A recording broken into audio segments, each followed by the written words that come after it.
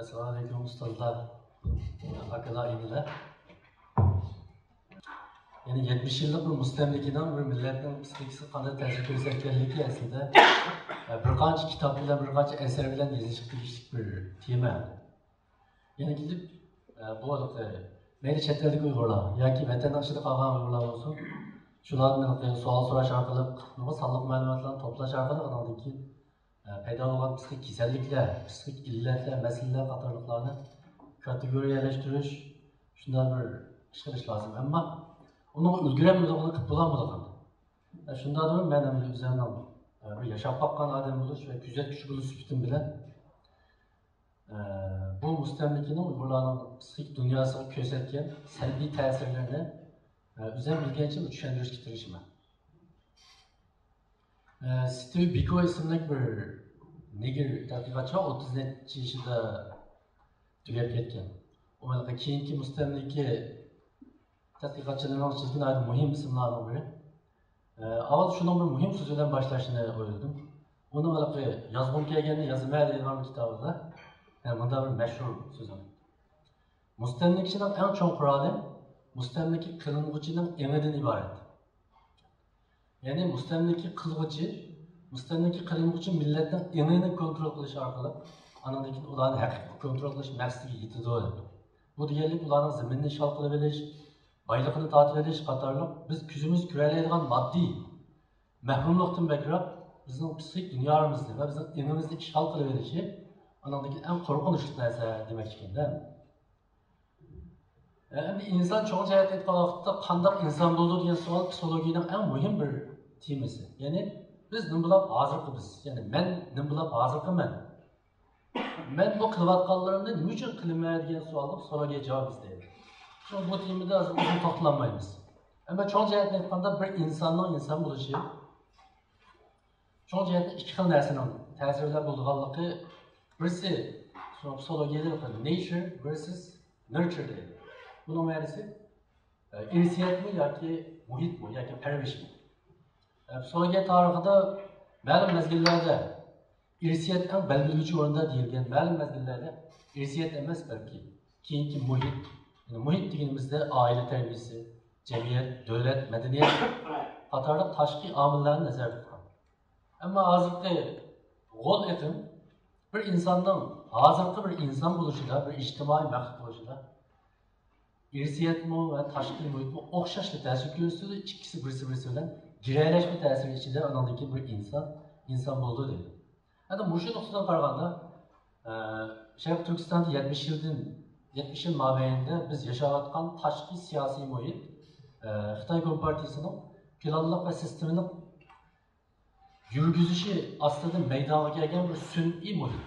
Yoki biz boshqacha aytgan vaqtda biz g'oyat zo'r bir nimadan sun'iy yasalgan bir atmosfera ostida yetishtirilgan o'simlikka o'xshaymiz. Gerçi biz o'zimizning diniy madaniyatimiz va tilimiz bilan madaniyat miroslarimiz bilan bu xil muhitning bizni yeb ketishiga noiti. Kuchaygan bo'lsakmi, uning qarshi bizni noiti tirkashgan bo'lsakmi, ammo bu g'oyat zo'r muhitning bizda paydo qilgan ta'sirlarini butunlay biz yo'q qilib o'tdik yoki uning ta'siriga uchirmadik deyamaymiz. Biz uning ta'siriga uchirdik. Chunki bir davlat, har qanday bir davlat o'zining jamiyatining muhitini va jamiyat a'zolarini shu davlatning siyosatiga loyiq shaklda loyihalab chiqishni maqsad qildi. Tarixdan buyon. Mayli tarixdagi sulolalar davri bo'lsin. Yoki undan keyingi mesela hozirgi eng demokratik, eng erkin deyilgan davlatlarni shu davlatlar o'zining mediasi orqali shu xalqni shu davlatning siyosatiga uyg'un bir shaklda yasab chiqishni maqsad qildi. Masalan, biz bu gerçi chet ellarda yashayotgan bo'lsak-mu, erkinlikka erishgan bo'lsak-mu, ammo Sharq Turkistonda uzoq yashagan bo'lg'achqa biz ma'lum shaklda Xitoyning Sharq Turkistonda qurgan shu cho'ng zavodining bir shakldagi mahsullari. Endi o'zi ega bo'lgan ma'arif, televiziya, matbuot va siyosiy tashviqotlar, har xil qayta elib berayotgan siyosiy harakatlar degandek faoliyatlar bilan har doim bizning ichki dunyomizga mudofaat qiladi va uni xohlagancha qo'chilaydi. Endi men qisqacha bir qancha nuqtaga o'zimning kuzatishlarni yakunladim deb o'ylayman. Rusya'nın bir psikologu var, Vygotsky deydigan. Bu Stalin devrinde yaşayan ve o yazgan eserler ta yakın vaqtdan ondaki neşr qilinib, ondaki psikologiya dünyasida ta'sir qo'zg'agan. Onun en muhim bir nazariyasi social cultural theory. Bu hem bir ijtimoiy ve kültürel bilish nazariyasi deyishga bo'ladi. Bu inson yashagan muhitni kichik, o'rtahol, cho'ng va makro chamberaklarga ayirgan. Yani bir bola tug'ilgandan keyin unga qaraydigan bir odamning yetakchiligida undan keyin ijtimoiylashishga boshlaydi. Undan keyin do'stlari, undan keyin mahallasi, muhiti, maktabi, jamiyati va eng oxirida u yashagan bir ijtimoiy madaniyat muhiti. Yani o demek şu an aşı medeniyet muhitini eğer tashqi kuchlar qanday shaklda loyihalaysa va o'zgartirsa, şu medeniyet muhitining ichida yashagan kishilarning ma'lum jihatdan o'zining maqsadiga loyiq yetishtirib chiqa oladi deb qaraydi. Cho'ng jihatdan aytganda bu nazariya bizning ahvolimizni biroz tushuntirishga foydasi bo'ladi deb o'ylayman. Endi konkret tilda asoratlarni agar tilga aylantirib so'zlashga to'g'ri kelsa, birinchidan men shunday qaradim, 70 yillik asoratda birinchisi Uyg'urlardagi umumyuzlik o'ziga bo'lgan ishonchning tuvanligi. Endi men bu 6 xil nuqtaga yig'inchoq qildim. Ben bu yig'inchoqlashda ikki narsani asos qildim deb o'yladim. Birisi bu illatlarning har bir Uyg'urda qanchalik umumlashmaganligi bir o'lcham. Ikkinchisi şu illatlarning kelib chiqishiga mustamlikaning bevosita sababchi bo'lgan yoki bo'lmaganligi bir o'lcham. Hem de üzgün olan işençten umumi yüzlük tüvenliki.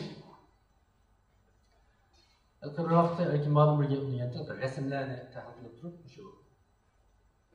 Vatandaki haberge çıkan resimleri, görünüşlerde Uygur başlıklarından her daim Xitay başlıklarından bildi turgan vakitte yüzü bilip bilmey haddi biraz bükülüdü. Yani azıcık iyilüdü. Anladaki her daim karşılarından Xitay başlıklarının küzge karaprak durdu. Bu olarak istihilik şekilde yüzü bilmeyen bir adetki aylanıp gitti. Bir dağlık psikolog Carl Rogers deb bir adam var, onun bir meşhur gibi var. İnsanların barlıq psikolojik meselelerini eğer yığınçaqlaşıp doğru gelse, tegi tektin etken vakitte şu adamın üzgü olan işençinin tüvenlikidir, doğuludur deydi. Yani bir üzgü olan işenç, psikologiyada bu qandaq yapısı, yani bir adamın da iki cihetinde üzgü olan işençisi. Birisi, özünün kıymetinin başkaları tarafından itiraf kılınıvatqanlığı bo'lgan ishimiz. Mesela ben özümün yoki axloqi, yoki muvaffaqiyati, yoki bir odamlikim bilan men xili hurmatga sazovor degan bir tushuncha bo'lsa, yana birisi men bu ishni qila olmayman yoki qila olmayman deganga nisbatan o'zini ishonchni ko'rsatdi. Endi umumyuzlik biz kichikimizdan boshlab Xitoyda o'zimizning Xitoylarga yetmaydiganligi va yetolmaydiganligi her xil şekillerde bizden evimizde sınırı ötürüyor. Mesela adli bir misali, xili bir vaqtlargacha to'liq o'tirdi imtihon berganlarga Uyg'urlarga qo'shib bergan bir nomer var. Mesela itibar nomeri deydigan. Bu itibar nomeri qaramoqqa siyoset xarakterli itibar bo'lgan bilan, uning bizga bergan yana bir uchuri Uyg'urlar matematika, fizik qatorliq tabiiy fanlarda baribir Xitoylarga yetolmaydi. Yetolmagachga ularga yordam qilish kerak. Mana bu shuni tabiiy bizmi rost matematikada biz Xitoylarga yetolmaymiz. Mesela keyin biz nima deyapmiz? Mesela 2000 yillardan keyin bizning Xitoylarga qolmaydiganligimiz, Uyg'urlarning aqlli ekanligini ta'kidlash uchun ba'zi narsalarni yozyapmiz va so'zlayapmiz. Uning keyinda yotgan narsa asli yetolmaydiganligimiz cho'ng jihatdan ingimizga quyib etilgan bir narsa. Endi bu üzgü olan ishonchning tuvanligining bir alomati insonlar öz iqtidori orqali muayyan bir nishonni qo'lga keltirishga bo'lgan ishonchning tuvanligini ifodalaydi. Masalan, men har qancha tirishsammi, qanchalik tirishchanlik ko'rsatsammi, baribir boshqalar qilganda biz yetarli qilolmaymiz deydigan ham bizga quyilgan bo'ladi. Shunlashqa biz butun kuchimiz bilan o maqsad uchun tirishning o'rniga azroq tirishgandan keyin bir qatim mag'lub bo'lsak yoki ikki qatim mag'lub bo'lsak, 3-4, 5-qatim sinab beqishni tanlamaymiz. Mesela hozirmi chet elda biz daha ro'shan ko'ryapmiz. Mesela ma'lum bir temada bir qatim yig'in ochdik, qamlashamisak ikki qatim qilmasligimiz mumkin. Hatto nurg'un kishilarda kelgusimizga nisbatan Şu kadar işençsiz paralar, belki dava adamları işledimi, buluşu mümkün. Hem de kılmasa olmaydı. Dep kılıvatkan buluşumuz mümkün. Çünkü üzgüven işençinin kilip çıkışında taşkı dünyanın şu şahsının hareketki belgen bahası intihayın mühim orunda. İntihayın mühim orunda. Mesela ben bir narsa yazalayman deb o'yladim deydi boshlang'ich vaqtimda. Ben bir narsa yezib yoki bir hikoya yoki bir she'r yoki qo'shiq adabiyot muallimiga berdim. Adabiyot muallimini ko'rgandan keyin, "Mushumi qo'shiqmi? Nima bu? Sen bundan narsa yozolmaydi ekansan" desa, men balkim bundan menga voz kechishim mumkin. Chunki o'zimga bo'lgan bu ishonchim al o'qituvchining menga bergan bahosi bilan shu vaqtda bu bichitib o'tildi. Bundan keyin bir umr to'g'ri men yozolmayman.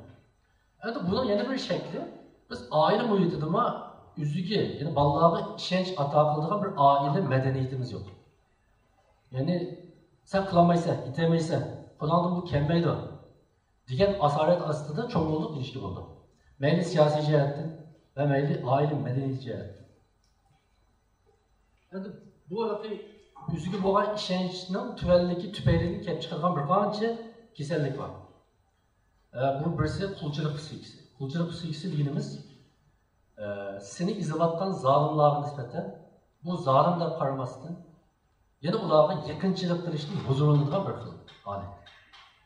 Hammamiz biladigan bir 1973-yili Shvetsiyaning poytaxti Stokgolmda yuz bergan bir voqea bor. İki bulanchi bankini bulaydi. 4 odamni 131 soat görevga oldi. Uning 3'i ayol, birisi er. 131 saatlik görevden qutulgandan keyin saqchilarga görevga kelingan to'yto'ylar onu o'ylagandek maslashmaydi. Aksicha uni anglashadiki birisi bulanchidan birini hissiyot jihatda biroz yaxshi ko'rib qoldi. Yana birisi sirtda harakat tashkillab bu jinoyatchilarni qo'yib berish haqida saqchilarga besim ishlatdi. Shunda bu qanday gap? Bu 131 soat ularni görevga elib olgan tuzak nima deb ular o'ziga zulm solgan kishilarni yaxshi ko'rib qoldi, yoqtirib qoldi.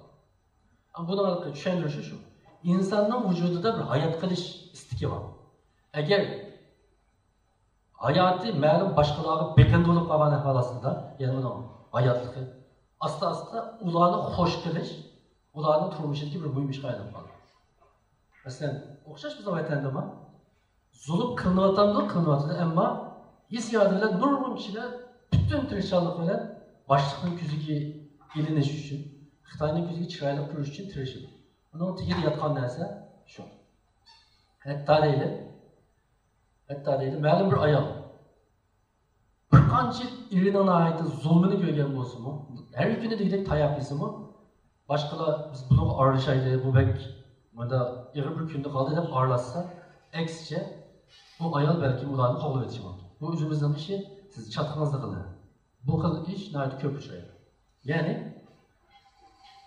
zulm qilinuvchiga asta moddiy jihatdan emas, ma'naviy jihatdan bekinib qoldi. Mesela hozir buni chetlardagi va mayatlik ifodasimi boshqa millatlarning bizga bo'lgan bahosini favqulodda ahamiyat berish va uni o'zimizning o'rnini belgilashdan ait muhim bir destek bilish. Mesela hozir diqqat qilayotgan bo'lsangiz mumkin. Facebook'larda ba'zi munozirlarda Amerikada, Kanadada, Yevropada turgan ba'zi yapıp mındak yapıp çıkarttık. Mesela bizden Avrupa'da bu işin mındakılımız. Bizden Amerika'da mındakılımız değil var. Bu bizden Avrupa meselesi bizden Amerika'mız. Biz fakat köşmen bulup yaşayıp kaldık. Ama ayetki bizden Avrupa'da yiyetmen teki de başka bir nersini üzümüzdeki çaplaş arkalıp üzümüzden oranını yükseltikten bir biçarlık yürüyor. Eğer bu Avrupa'da yaşamırsa demek bu onun üstünlük oranı yok diye. Bu üzgüven işençinin en mühim tüven, üzgüven işençinin tüven. İkildikinin bir alameti, üzünün oranı ve kıymetini, üzünün işlediğin kelgen, ayrılmaz kıymetleri üstüne kurmasından belki başka dünyadan gelgen maddi nesneleri çaplap durup anadaki oranını yükseltir. Onun en adli alametleri mesela danlak giyimlerini giyiş arkalık. Yani isil maşinlarını miniş arkalık. İsil öyle de oturuş arkalık anadaki üzünün oranını, ademlikini, kıymetini namaya kılışka tirişidir. Yani onun bir içinişlik tarafı eğer bu maşinden ayrılsa, bu çapandan ayrılsa, bu öyden ayrılsa, o vakitte roy cihetini kumpa yakın buldu diye. Mesela bunu ispatlaydigan bir muhim bir maqal temsilimiz var. Bizde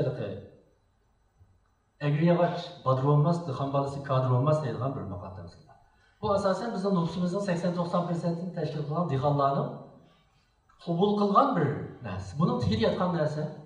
Biz qancha tirishsakmi, qancha o'qisakmi, bolalarimizni o'qitsakmi, biz baribir bizning bolalarimiz muvaffaqiyat qozonmaydi. Bu yerdagi biz kadr bo'lmoq deganni muvaffaqiyat qozonish deb tushunsak bo'ladi. Chunki bizning dehqonlarimizning nazarida etizlikdan qutulib maash olish ularning hayotidagi eng cho'ng muvaffaqiyat. Demak, muvaffaqiyat qozonmaymiz. Biz qancha tirishsakmi, bolalarimizni qancha o'qitsakmi, biz buni qilolmaymiz. Bizning bolalarimiz muvaffaqiyat qozonmaydi deydi. Ya'ni biz buni maqal temsil ishlab, o'zimizning o'zimiz singdirib bo'lgan darajaga qadar yetgan.